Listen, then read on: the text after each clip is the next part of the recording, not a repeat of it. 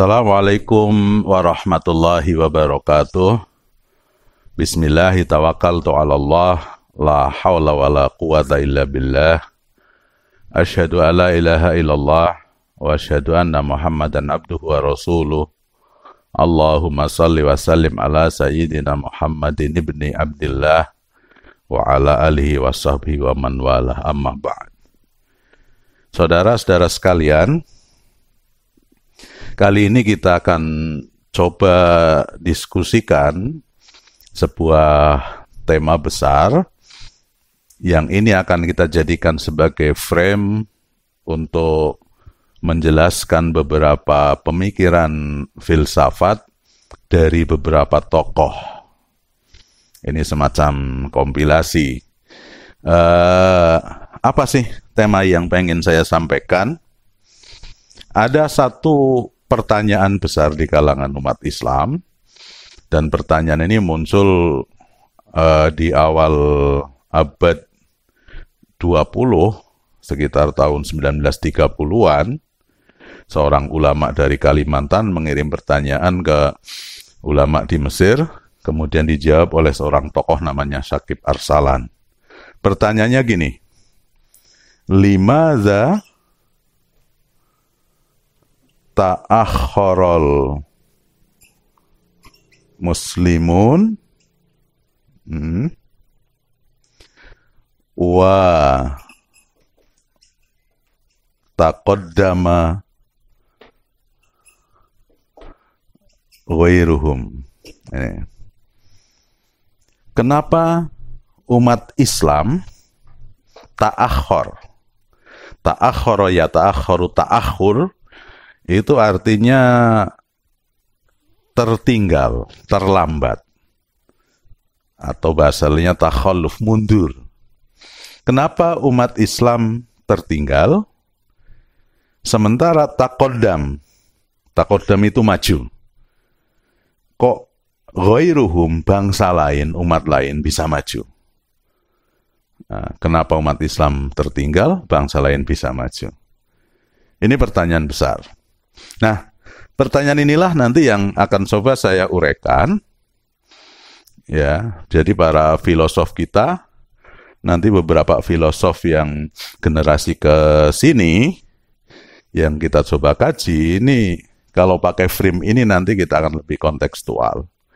Mereka menggali permasalahan, kenapa umat Islam tertinggal padahal dulu pernah mengalami zaman keemasan, masa-masa kejayaan, ya, tapi kemudian turun, memudar, dan notabene kalau kondisi sekarang, ya kita harus mengakui bahwa di banyak bidang kita tertinggal dibandingkan dengan bangsa lain.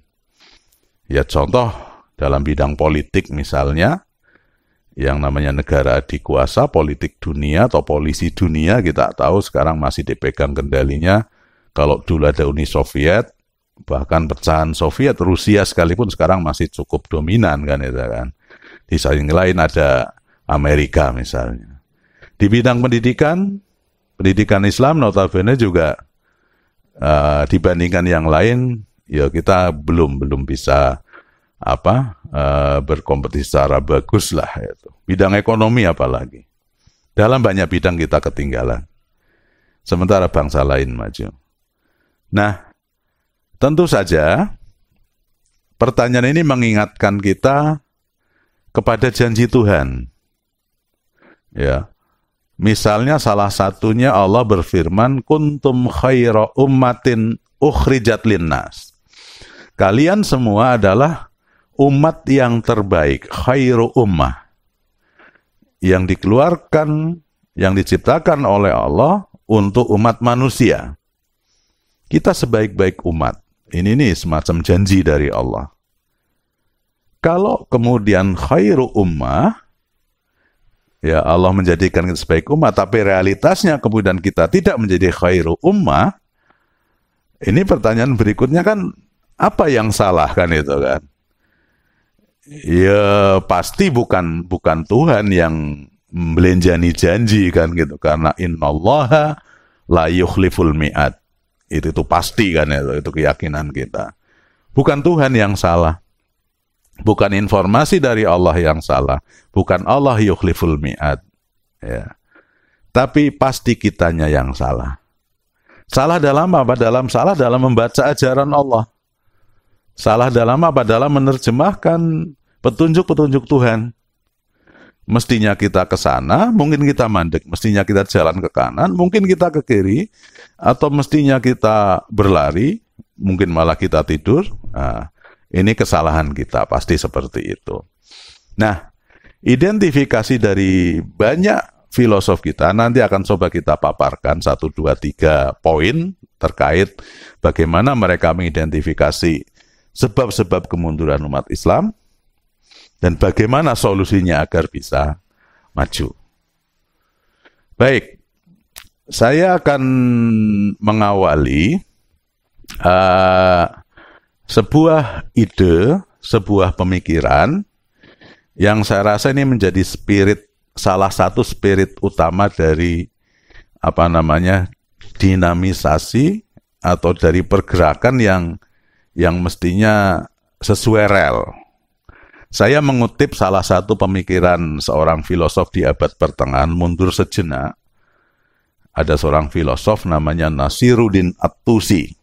Nah ini, saya mulai dari poin ini. Ada At-Tusi. Apa yang saya ambil? Salah satu filsafat beliau, pemikirannya, dia mengatakan bahwa penyakit akal teoritis yang nanti bisa menghambat perkembangan orang berkreasi, orang berpikir dengan benar, ya, itu namanya penyakit. Ya, penyakit akal teoritis. Akal teoritis itu berarti kalau kita bilang kemarin filsafat kan ada teori, ada praktek. Penyakit orang mulai berpikir, penyakit orang mulai merangkai argumentasi, penyakit orang mulai belajar, ya, penyakit ini kendala atau hal-hal teknis yang bisa membuat blunder, itu kata At-Tusi diidentifikasi itu ada 3. Ya, ada 3. Apa itu? Yang pertama adalah biasanya orang kalau mulai berpikir, mulai berargumentasi rasional, mulai tadi kalau saya bilang spirit utama filsafat salah satunya adalah asyak, meragukan sesuatu, ya. Biasanya orang akan mengalami satu fase di mana dia mengalami satu fase yang disebut dengan hairah. Hairah itu apa? Hairah itu bingung. Kalau dalam bahasa keseharian mutahayyir, tahayyar, ya tahayyar, tahayyur, mutahayyir, ana mutahayyir. Saya bingung, hairah. Apa yang dimaksud bingung? Ya. Nah, bingung ini tentu saja bukan bingung yang kalau bahasa saya itu bukan bingungnya wong deso kan itu. Bukan bingung yang ecek-ecek kan itu. Bukan bingung yang orang koleng, bukan. Bingungnya wong deso itu kayak misalnya gini.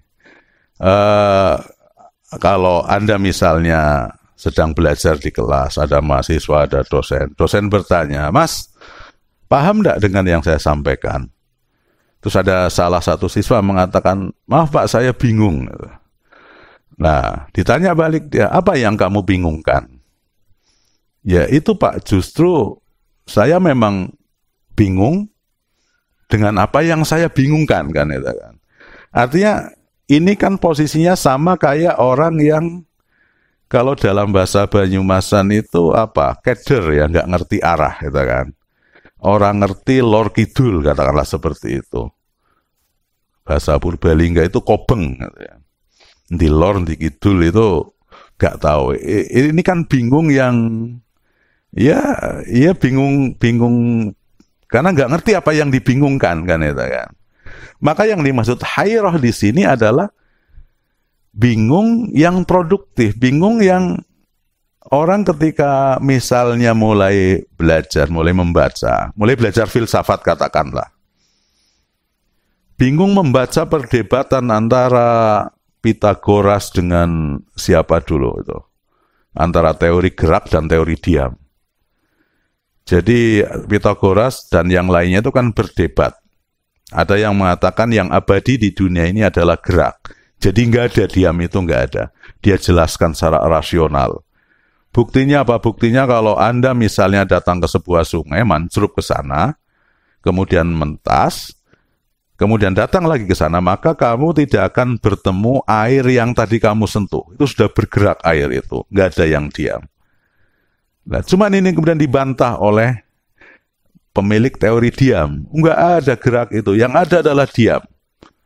Jadi kalau misalnya spidol ini saya lempar dari sini ke sana, titik sini ke sana, maka dari titik A ke titik B, ini spidol ini sebenarnya nggak bergerak. Dia itu diam di titik-titik itu. Tak, tak, tak, tak. Makanya nggak ada gerak, kata filosof. Ini dua-duanya kalau secara rasional, benar. Nah, dan kita sering mengalami itu, apalagi dalam konteks perbedaan mazhab nanti dalam beragama, memahami agama. Dalam konteks misalnya para filosof kemarin berdebat tentang alam semesta ini kodim. Nah, ya, Al-Kindi, Imam Ghazali dan teman mengatakan alam semesta itu dulu pernah nggak ada dan menjadi ada. Nah, ini digugat oleh para filosof. Nggak mungkin alam semesta kok nggak ada, karena Tuhan sendirian. Nah ini kalau kita ikuti alur A, kemudian ditabrak alur B, biasanya kita akan terjadi kebingungan. Ih kok jadi bener kabeh kan itu kan. Dalam ranah syariat misalnya kita sering, ya, sekarang gini deh, orang berhari raya, khilafiyah dalam ranah fikih, berhari raya, menentukan tanggal 1 Syawal. Ada ru'yatul hilal, yang satu pakai ru'yah, yang satu pakai hisab. Kalau ente baca Ashabur Ru'yah misalnya, dengan dalil-dalilnya, wah, ini kok benar masuk akal ini hadisnya ini. Sebaliknya ketika berpindah ke mazhab yang lain, coba dibaca yang hisab, ini juga masuk akal. Akhirnya orang apa? Mutahayyir. Iki janjane sing bener sing endi kan itu kan. Nah, ini bingung yang pasti akan dialami oleh teman-teman yang mencoba mulai berpikir, mulai bergerak, mulai membaca lah katakanlah. Dalam berbagai ranah keilmuan pasti seperti itu. Nah, bisa dipastikan bingung yang seperti itu adalah bingung yang produktif. Bingung yang positif. Artinya apa? Setelah Anda bingung menentukan sikap, mau ikut misalnya Sokrates kah? Yang dia pro dengan idealisme, pro bicara tentang langit dan lain sebagainya, atau ikut Aristoteles yang pro manusia misalnya. Pro Asy'ariyah kah yang kemudian notabene lebih fokus bagaimana memposisikan Tuhan yang maha kuasa dengan kekuasaan mutlak, atau pro Mu'tazilah yang notabene Tuhan maha kuasa tapi ada kewenangan manusia yang ikut berkreasi misalnya seperti itu.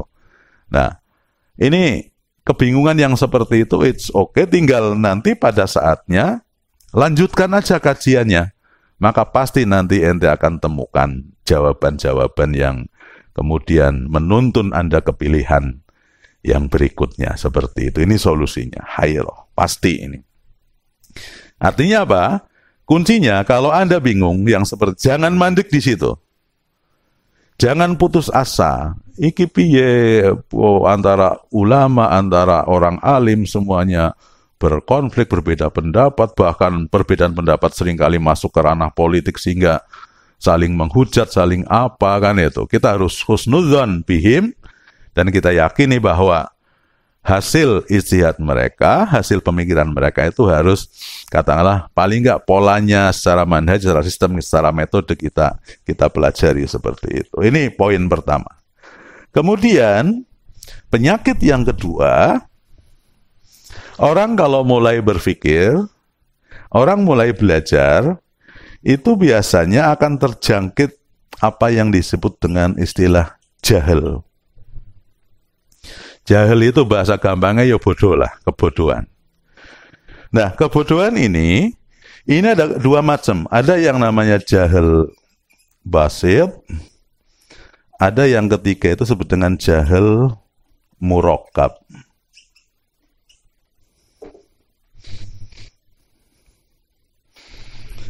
Yang basit itu masih kebodohan sederhana, yang murokkab, ya.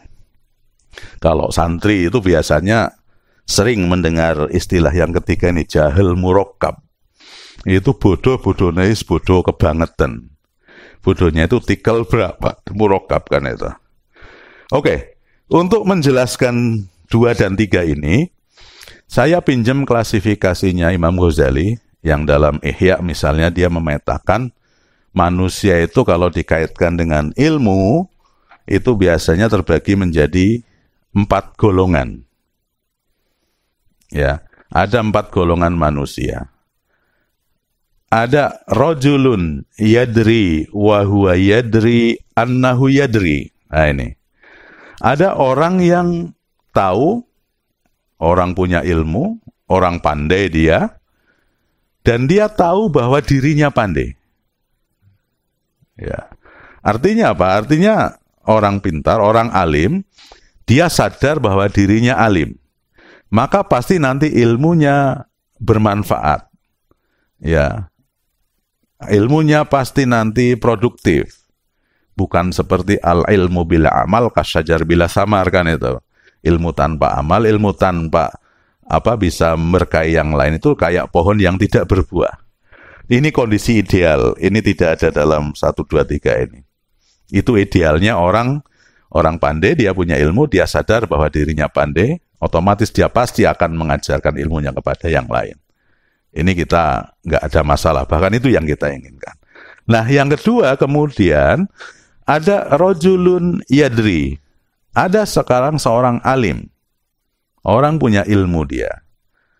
Wa huwa la yadri annahu yadri. Tapi dia nggak tahu, dia nggak sadar bahwa dirinya itu pandai. Dirinya punya ilmu. Inilah salah satu contoh, salah satu jenis jahil basit ini. Orang pandai tapi dia nggak sadar dirinya pandai, maka apa yang dia lakukan? Ya dia nggak merasa dia punya ilmu. Jangankan ngajar orang, dia nggak sadar bahwa dirinya pandai. Ini jahil basit.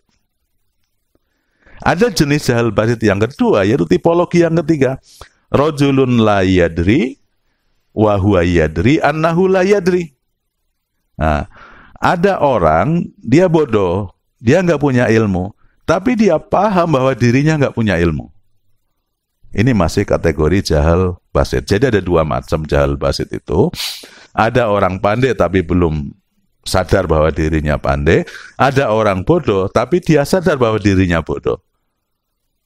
Nah, seringkali ketika kita mulai belajar ada kondisi itu. Ya.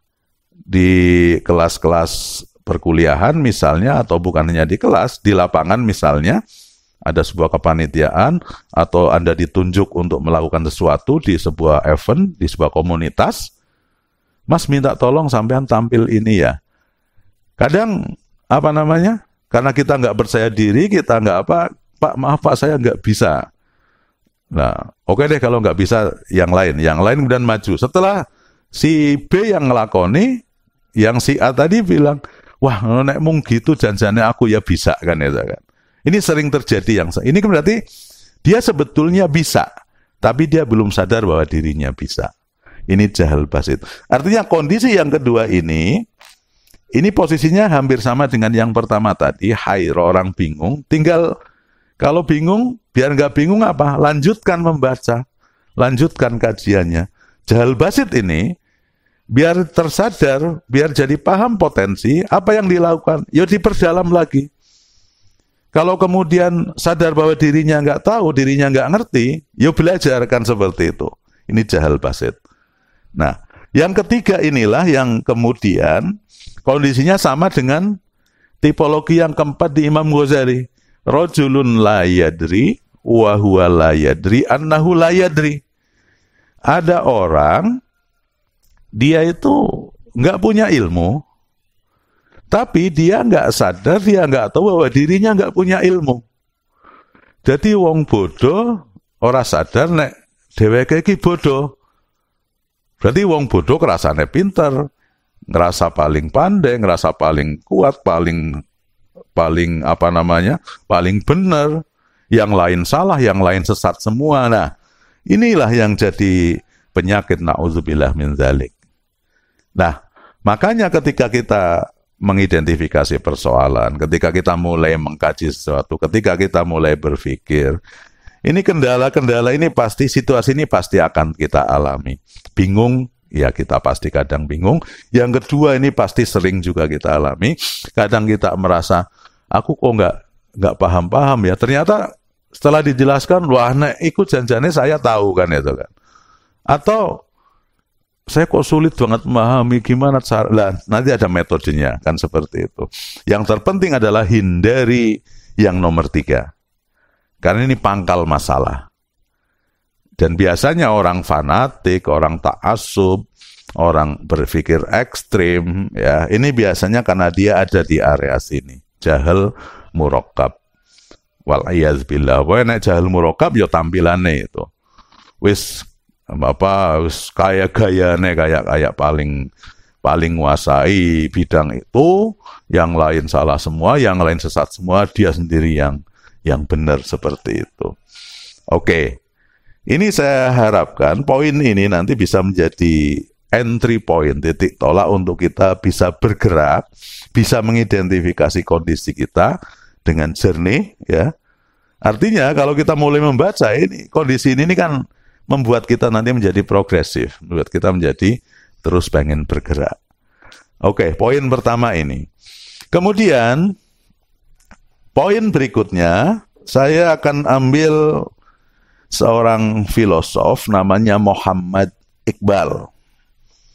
Nah, Anda yang senang dengan puisi, dengan apa, itu juga nanti bisa lebih lanjut membaca karya-karyanya beliau. Tapi saya tidak akan membahas itu, saya hanya ngambil salah satu pemikiran beliau terkait dengan Islam yang dinamis. Nah ini, Iqbal. Salah satu cluenya Islam yang dinamis. Apa kata dia? Kalau saya pakai pertanyaan ini, kata Iqbal, limadza ta'akhkharal muslimun? Kenapa umat Islam tertinggal? Kata dia karena umat Islam itu lawannya dinamis. Lawannya dinamis itu apa? Statis. Atau dalam bahasa Arab biasanya dipakai istilah asobahumul jumud. Jumud. Kalau dalam ilmu nahwu itu ada namanya isim jamid. Isim jamid itu lawannya itu isim mustaq. Mustaq itu isim yang ada pecahan katanya. Jadi kayak kata ilmun misalnya, itu dari alima ya'lamu ilman, ada akar katanya. Tapi kalau isim jamid, itu nggak ada, dia pecahan katanya nggak ada, asal katanya nggak ada. Ya, nah, ini nama-nama benda, nama apa itu banyak yang sifatnya jamid. Nah kalau di dalam konteks pemikiran, jumud itu apa? Jumud itu statis. Bahasa kita apa? Jendel mungkin ya. Apa? Blondo. Gitu. Uteknya blondo. Berarti uteknya nggak cair. Nggak cair itu berarti satu indikatornya nggak nyambungan. Ente kok jendel banget. Ente kok blondo banget. Orang nyambungan, orang pahaman, sekali paham salah kan itu kan. Sekali paham keliru. Wis keliru ngotot lagi kan itu. Ini jumud. Nah, yang bikin umat Islam tertinggal itu adalah ini, jumud ini kata Iqbal. Nah, implikasi dari kejumudan ini tadi, breakdown-nya yang saya bilang tadi. Karena jumud, karena statis, maka muncullah kemudian su'ul faham. Nah, kalau baca agama, baca ajaran agama itu terus pemahamannya itu sayyi. Sayyi itu apa? Buruk. Bahkan lebih fatal lagi kadang-kadang menjadi apa? Khotoul faham. Bukan hanya buruk, tapi keliru. Nah, ini fatal jadinya. Jadi intinya umat Islam itu statis, jumud, sehingga memahami ajaran agama mereka itu keliru, salah. Atau memahaminya buruk. Nah, minimal itu. Nah ini yang bikin umat Islam tertinggal. Pemahaman yang buruk, pemahaman yang keliru, contohnya apa? Contohnya kata Iqbal, misalnya umat Islam, dalam Islam kan ada konsep namanya konsep zuhud. Ini salah satu kata kunci dalam tasawuf, zuhud. Zuhud itu apa? Zuhud itu adalah menghindari hal-hal yang sifatnya duniawi. Ya. Umat Islam salah memahami konsep zuhud, sehingga apa yang terjadi, mereka bukan hanya menghindari hal-hal duniawi, tapi mereka anti terhadap hal-hal duniawi. Sehingga apa? Sehingga mereka bilang nggak penting itu harta benda, nggak penting itu jadi orang kaya, nggak penting itu duit. Yang penting kita adalah sholat, yang penting kita masuk surga, misalnya, yang penting kan seperti itu. Ini jadi keliru. Sehingga jangan-jangan karena efek itulah kemudian di ranah trading, di ranah perdagangan, di ranah bisnis, di ranah yang lain umat Islam jadi kurang berperan. Jangan-jangan karena filosofinya seperti itu. Ini salah satu contoh. Kemudian contoh yang lain kata Iqbal, konsep ijtihad. Mulai abad pertengahan sampai sekarang, umat Islam itu seakan-akan dalam benak mereka, itu yang namanya ijtihad itu sudah tertutup. Alhamdulillah saat sekarang orang mulai bangkit karena ada ijtihad meskipun kolektif sifatnya. Ya. Secara formal sebetulnya nggak ada yang melarang ijtihad. Tapi kalau Anda baca misalnya kitab-kitab usul fikih, ya, yang terkait dengan proses ijtihad, Anda bisa baca bahwa syarat seorang mujtahid itu harus menguasai bahasa Arab dan ilmu-ilmu alatnya, menghafal Al-Quran, kemudian menghafal hadis sekian puluh ribu, dan lain sebagainya. Dan syarat-syarat yang lain yang sangat jelimet itu menjadi semacam momok, menjadi semacam hal yang sangat-sangat ketat dan menakutkan. Jadi ibaratnya kalau kita melihat persyaratan itu, mungkin di dunia sekarang itu kita nggak akan nemu, nyari satu orang aja nggak akan nemu. Nah, yang terjadi sekian abad itu begitu. Jadi sebenarnya secara formal nggak ada ulama yang mengatakan kita nggak boleh ijtihad. Tapi syarat ijtihad itu begitu ketat sampai-sampai untuk nyari manusia di bumi yang memenuhi syarat itu nggak ada. Kalau sebagai sikap ketawaduan itu bagus. Tapi kalau itu kemudian dipahami, diinternalisasi sebagai sebuah rasa tidak percaya diri, itu kan jadi negatif. Maka kata Iqbal, ya inilah yang menyebabkan di samping sulfam, khotul faham, kita juga tadi memahami salah tentang tadi konsep ijtihad. Maka pintu ijtihad harus dibuka. Ya. Kalau tidak personal, ijtihadnya jama'i, kolektif, saling melengkapi. Maka tren sekarang kan begitu. Sebab kalau ijtihad tertutup, hampir bisa dipastikan kita akan sulit menjawab banyak persoalan-persoalan kekinian. Karena persoalan kehidupan itu terus berkembang seperti itu. Nah, solusi agar tidak jumud, agar tidak statis, ya tadi, pemahamannya dibenerin, pemahamannya diluruskan, maka kata Iqbal diperlukan ajaran Islam yang dinamis, bukan yang statis. Ya. Dinamis itu apa? Terbuka, menyesuaikan perkembangan zaman, ya, bisa menjawab berbagai persoalan. Ya, jadi bukan yang jumud itu. Ini poin yang kedua dari filosof yang kedua itu Muhammad Iqbal. Kemudian saya juga pengen masih dengan frame 5 ta'akhkharul muslimun wa taqaddama ghairuhum. Saya pengen ngambil satu pokok pikiran dari filosof kita setelah Iqbal.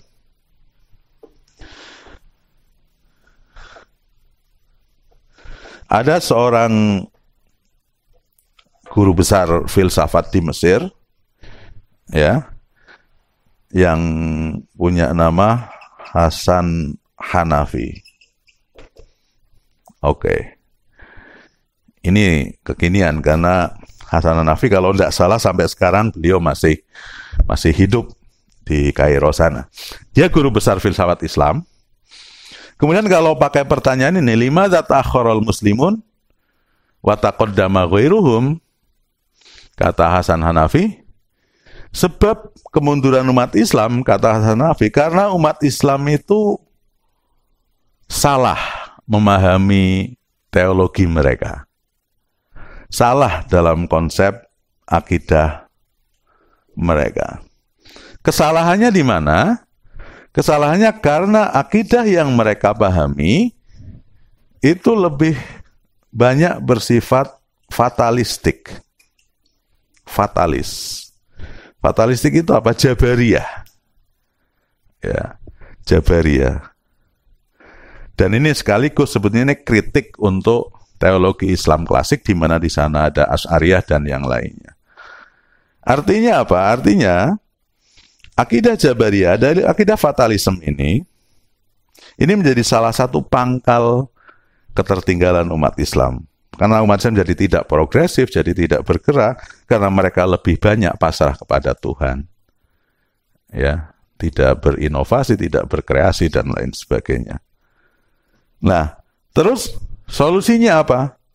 Solusinya kata Hasan Hanafi, berarti kita harus merekonstruksi, ya, menata ulang ilmu akidah kita, menata ulang ilmu kalam kita. Ilmu kalam kita yang lama bersifat fatalis, di samping itu juga teosentris.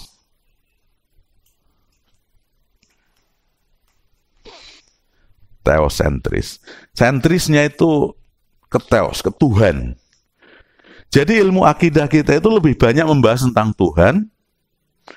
Makanya kalau kita lihat, ya, ilmu kalam ala Asy'ariyah itu kan di sana bagaimana sifat wajib bagi Allah yang 20 bisa dihafalkan, kemudian sifat-sifat Allah, kemudian rukun iman yang lain terkait dengan Allah dan lain sebagainya. Ini banyak sekali teosentris. Jarang sekali bicara tentang manusia. Bahkan ketika menentukan nasib manusia pun, porsi kemampuan kita, potensi kita untuk dieksplorasi itu sangat minim. Fatalistik tadi itu. Maka kata dia, kita harus merekonstruksi. Yang pertama adalah dia menulis sebuah kitab judulnya Minal Aqidah ila Tsawrah. Dari akidah menuju ke revolusi. Nah, maka dia pengen kita punya akidah, kita punya keyakinan, punya keimanan yang revolusioner. Atau bahasanya apa ya? Akidah yang bisa membuat, bisa memacu orang untuk berubah menjadi lebih baik. Ya. Dan kualitas baiknya ini adalah kualitas yang empirik. Ya. Jadi pemahaman keberagaman, pemahaman agama kita, keberagaman kita nanti keberagaman yang revolusioner. Bisa membangkitkan ghirah, semangat kita.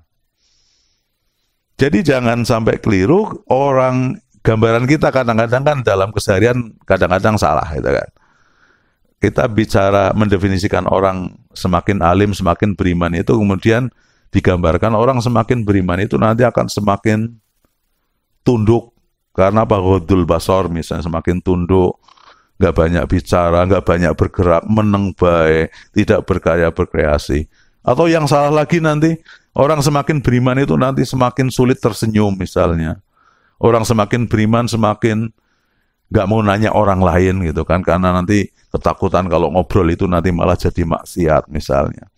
Nah, orang semakin beriman semakin kepasrahannya kepada Allah itu total dalam arti kepasrahan yang fatalistik sifatnya. Dia nggak mau berkreasi, nggak mau berusaha. Nah, Hasan Hanafi pengen konsep keimanan kita adalah keimanan yang revolutif, yang membangkitkan revolusi, yang bisa memacu orang untuk berubah, bergerak, kan itu. Ya, Hasan Hanafi pengen itu. Nah, di samping yang revolusioner, juga akidah yang lawannya teosentris adalah antropocentris. Ini dia. Kalau teosentris itu pro Tuhan, kalau antropocentris pro manusia. Maksudnya apa? Maksudnya gini. Kita misalnya mengambil sampel dari poin tentang sifat-sifat Allah yang 20 sifat wajib bagi Allah menurut Asy'ariyah katakanlah, mulai dari wujud, qidam, baqa, mukhalafatul lil hawadits, qiyamuhu binafsih, qudrat, iradat dan lain sebagainya. Ya, dari sifat-sifat yang ada itu, oke, ya, kajian teologis kita yang teosentris kita penting itu juga urgen dalam rangka membangun keimanan kita.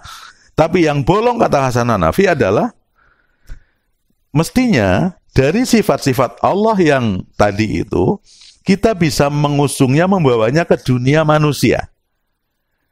Jadi belajar dari sifat Allah untuk membangun peradaban, membangun kemanusiaan kita. Misalnya gimana? Misalnya sifat yang pertama saja, wujud. Being, eksis, ada.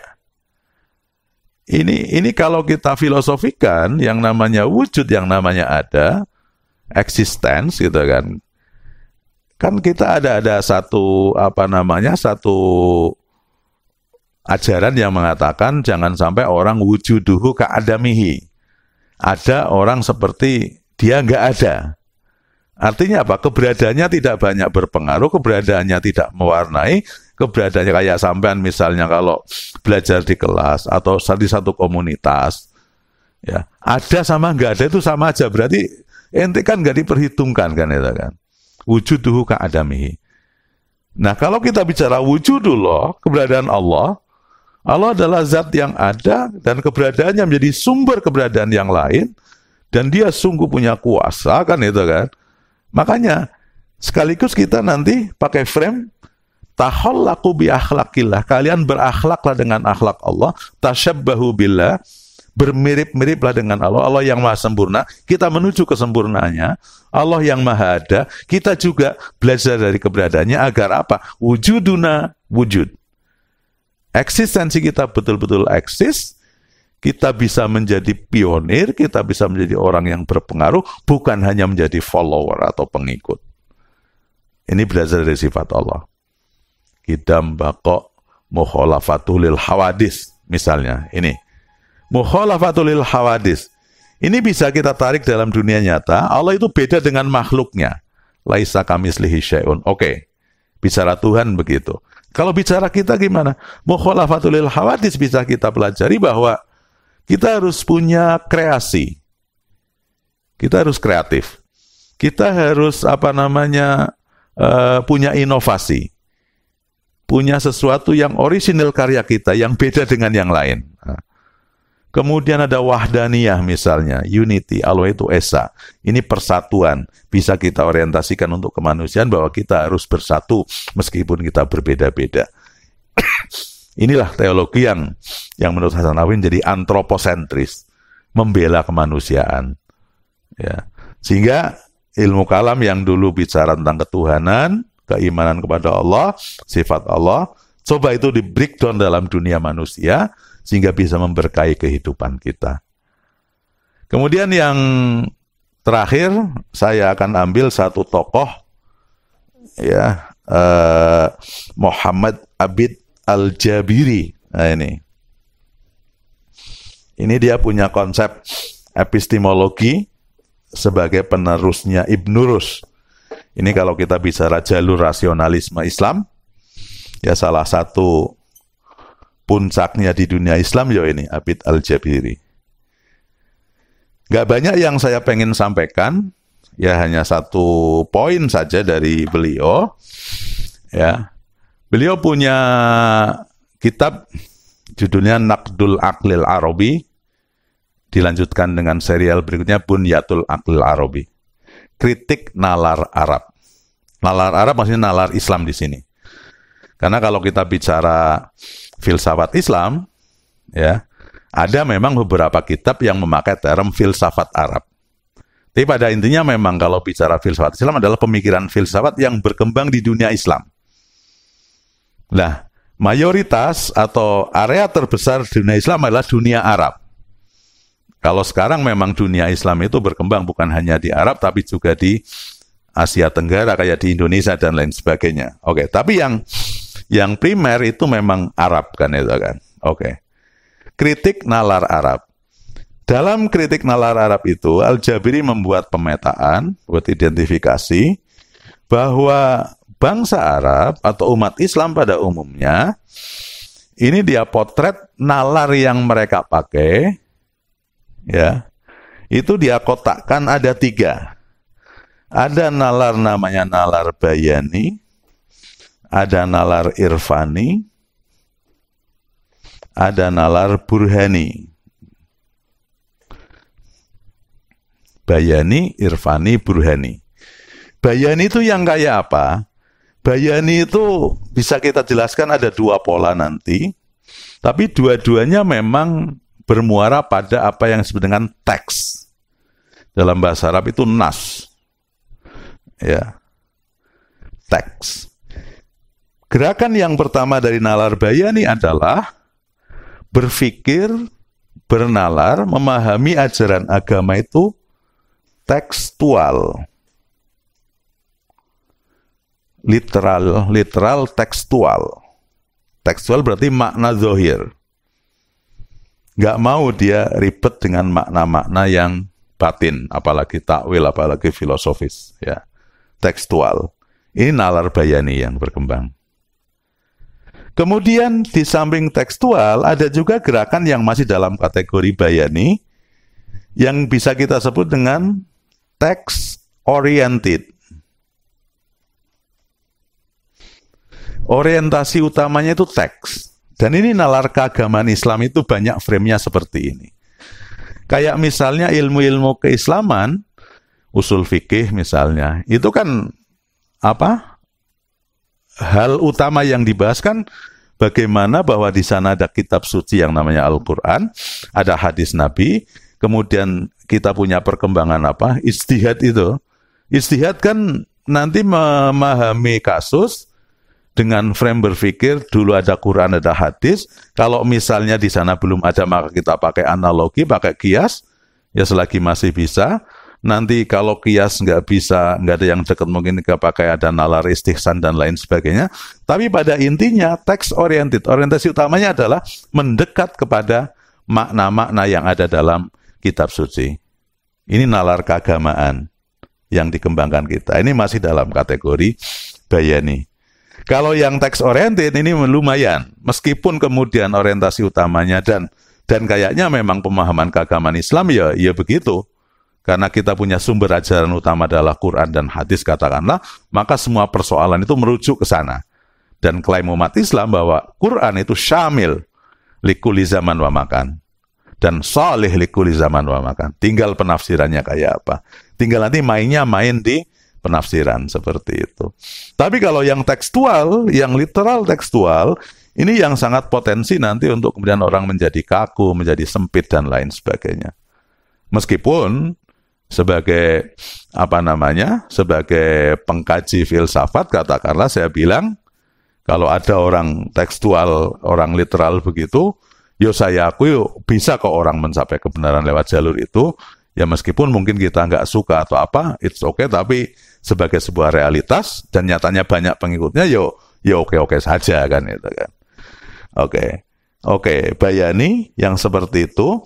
Kalau irfani, ini nalar yang dikembangkan oleh kelompok mistisisme, kelompok tasawuf. Nah, tasawuf yang proporsional, bahkan sekarang ada gerakan kalau di Indonesia misalnya beberapa guru besar mencoba menggali spirit-spirit sufisme, spirit-spirit mistisisme, spirit-spirit irfani untuk dijadikan semacam epistemologi yang bisa menjawab perkembangan zaman, it's okay, ya. Yang kemudian jadi masalah adalah nalar irfani yang keliru, yang salah, atau orang kemudian mengeneralisir bahwa semua itu solusinya irfani. Ini kan karena nggak proporsional. Ya, kayak misalnya orang mau bekerja apapun, berbuat apapun harus menunggu mimpi misalnya, menunggu bisikan gaib misalnya. Dia nggak mau konsultasi, nggak mau bertanya kepada ahlinya, tapi aku nunggu diimpeni mbah buyutku wae lah misalnya seperti ini kan irfani yang keliru. Nah, kalau yang Burhani, ini nalar para filosof. Rasionalisme empirik yang dikembangkan para filosof. Nah, kata Al-Jabiri, realitas dunia Islam, dunia Arab, itu nanti atau kemarin itu lebih banyak irfani dan juga bayani. Masih sangat minim porsi untuk nalar Burhani. Lagi-lagi memang identifikasinya ke sini. Ini sama kayak keluhan-keluhan filosof yang lain, atau dalam teologi juga begitu, bahwa umat Islam kurang memerankan nalar rasional filosofis. Jadi filsafat kurang mendapatkan tempat dari kalangan umat Islam, sehingga inilah yang membuat umat Islam notabene tertinggal. Nah terus solusinya apa? Solusinya yo gampang, berikan porsi yang besar ya untuk kajian-kajian filsafat. Nah, berarti kajian kita tentang filsafat arahnya adalah itu. Tanpa menafikan yang nomor 1, nomor 2, itu realitas dan pada saatnya juga mungkin kita butuh. Yang terpenting adalah tidak keliru memposisikan. Baik, itu ya materi kita untuk kali ini. Semoga bermanfaat. Dan dengan frame ini, mudah-mudahan kita bisa berkontribusi untuk ikut membangun bagaimana agar bangsa Muslim, umat Islam pada umumnya bisa ikut berkompetisi di perkembangan, di percaturan dunia ini. Selamat, wallahul muwafiq ila aqwamit thoriq. Assalamualaikum warahmatullahi wabarakatuh.